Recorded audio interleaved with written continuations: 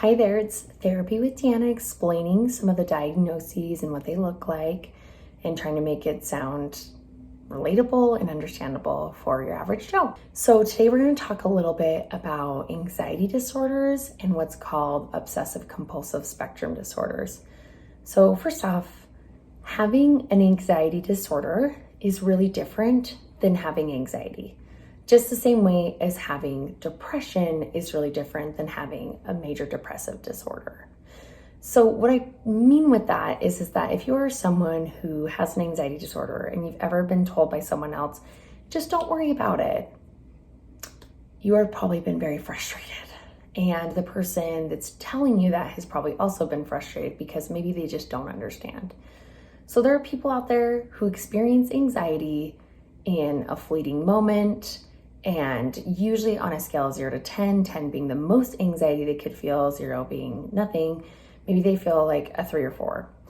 And then the moment passes once the anxiety provoker is gone. Like let's say they see a spider and then they kill a spider and then after a few minutes, they're not thinking about it anymore. Or if they go and public speak for work and they get a 3 or 4 of anxiety, and then once they start talking, the anxiety dies down, right? People with anxiety disorders experience, on average, on a scale of 0 to 10, usually a 5 or 6 or even higher. And then they want to engage in some kind of behavior to protect themselves from the thing. So if they have social anxiety disorder, they're going to, let's say, bring a friend to a party or not even go to the party because they're so worried about judgment. Or if they, let's say, have panic disorder and they're super anxious and worried about having a panic attack, they're going to avoid anything that could give them any kind of feelings of panic, right? And so when they become disordered is when we engage in a lot of behaviors or want to engage in a lot of behaviors to help soothe what's happening is your amygdala, your fight, flight, freeze response is getting triggered. So anxiety disorders work on something called a false alarm model. That amygdala fight, flight, freeze response is getting triggered when it's not supposed to. Trauma also does as well, but that's not what today is about. When people have anxiety disorders, usually they experience a large amount of anxiety throughout the day. They engage in some kind of behavior to soothe or protect themselves from that trigger. And on top of it is that it is chronically impacting their life in some way. So let's say someone has generalized anxiety disorder, they worry excessively and it makes it so they're not very productive, or they have issues with problem solving, or it takes them a lot longer to do their homework because they're so worried or anxious, right? Now, obsessive compulsive disorders are a little different. They still operate on that false alarm theory. But the reason why in the DSM, the creators took it out and gave it its own special category is the obsessive nature and the compulsive nature of these disorders. So what falls underneath that category is OCD, body dysmorphic disorder, and then something called BFRBs, that's skin picking, hair pulling, and hoarding disorder. There's a couple other ones, but those are going to be the ones that I highlight because I specialize in those things. But what happens is someone gets stuck on something. Like we all get intrusive thoughts, which are unwanted thoughts, but they get stuck on some kind of intrusive thought or trigger. And then they become very compulsive as a way to problem solve. So maybe like, let's say with OCD, someone gets in their head that they left the stove on yesterday. So they drive home to double check to make sure the stove was turned off. And then maybe they're at work and then they're in an intrusive thought of like, oh man, did I turn the stove off? They just drove home and checked and they know it was off, but then they were like, but what if there's that little chance that I didn't turn it all the way off?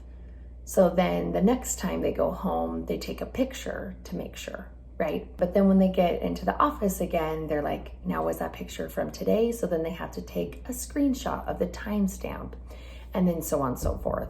So what happens with obsessive compulsive spectrum disorders is that the list of compulsions continues to increase over time. And oftentimes the compulsions are really distressing in itself. People don't enjoy doing compulsions. They tend to be very painful.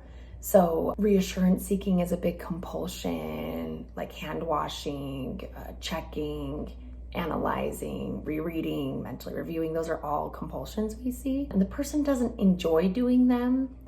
They just feel like they have to because the uncertainty behind the trigger is too scary, right? Like, what if I burn my house down if I didn't do this right? Or what if I didn't lock the door and someone breaks in and all my stuff gets robbed, right? It's very catastrophic in nature.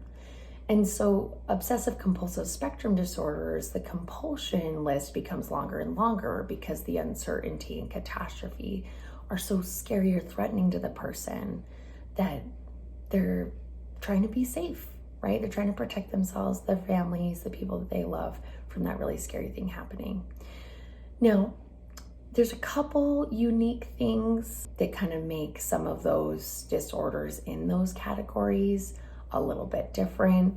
And that's the thing with mental health, is it's really complicated. So for me or anyone to say all anxiety disorders are the same or operate the same, or all obsessive compulsive disorders operate the same way, is just not realistic and not truthful. But that's just a basic breakdown about the differences between those things. So when people say, oh, I have a little bit of OCD, I like things clean, not an appropriate thing to say, first off. And secondly, if that's not following the cycle of distress, anxiety, intrusive thoughts, compulsive nature, there's a difference between liking things clean or organized or symmetrical and feeling like you have to, or something really threatening could happen, right? It's very infuriating for a lot of people to hear that. And also it does not acknowledge or validate the fact that these things are very difficult to live with and are oftentimes feeling out of control for people. So that's just some basics about this. In future videos, I'm going to cover a little bit more about specific anxiety disorders and what we see, how to support your loved ones or yourself with it, and same thing with obsessive compulsive spectrum disorders. But this is just the breakdown to kind of understand some of the basics.